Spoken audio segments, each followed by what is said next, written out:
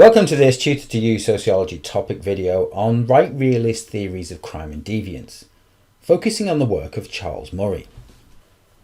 For those who've studied families and households, the name Charles Murray will be synonymous with the new right perspective on the family, but his work can also be applied to our understanding of right-realist approaches to crime and deviance. Murray advocated privatisation of state services, reducing state spending, and individuals taking personal responsibility for themselves and their families. He was inspired by neoliberal economic policies.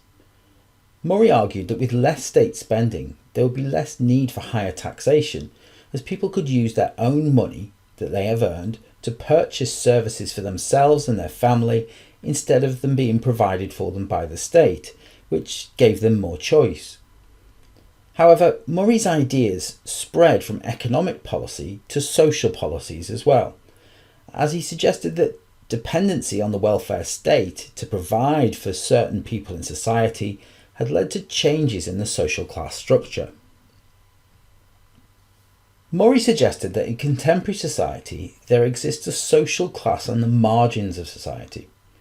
Beneath the traditional working class, there was a growing underclass of those in infrequent employment or unemployment, and these ideas have been reinforced somewhat with the existence of the precariat in Savage et al.'s analysis of the class structure in the UK in 2013.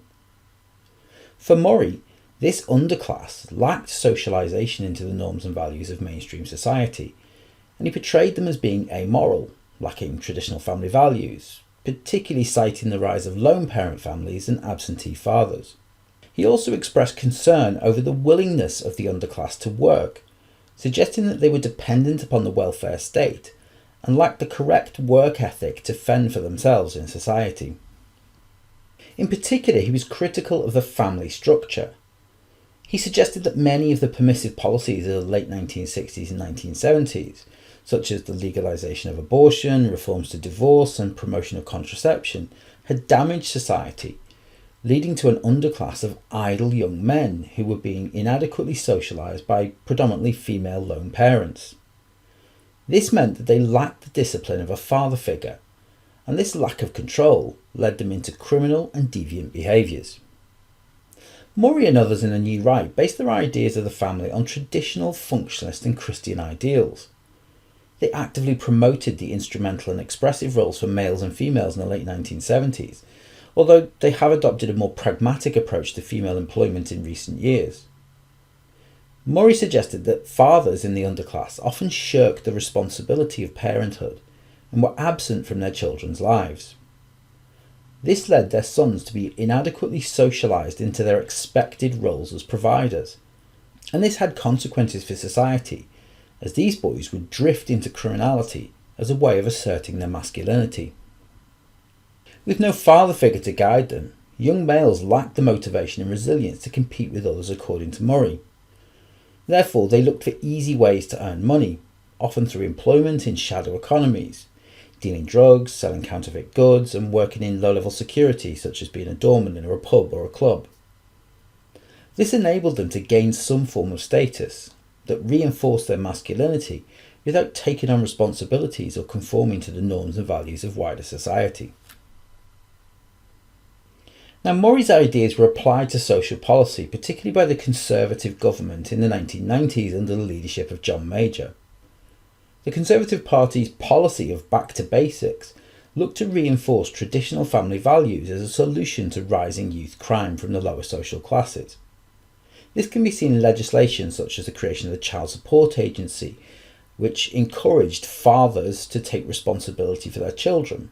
Later policies introduced by David Cameron, including parenting classes for parents of delinquent youths, were also influenced by Murray's ideas. The influence of Murray was also felt in the media, with excessive focus on young black males lacking father figures and drawing correlations between these statistics and black criminality, examining only surface data rather than conducting any form of deeper analysis as to the overrepresentation of black males in crime statistics.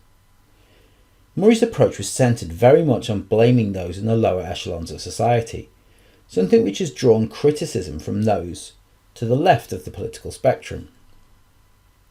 In evaluating Murray's approach, Many critics have suggested that his work is based upon negative stereotypes of working class and ethnic minority groups, and that his views are based on a form of biological determinism, which is highly controversial.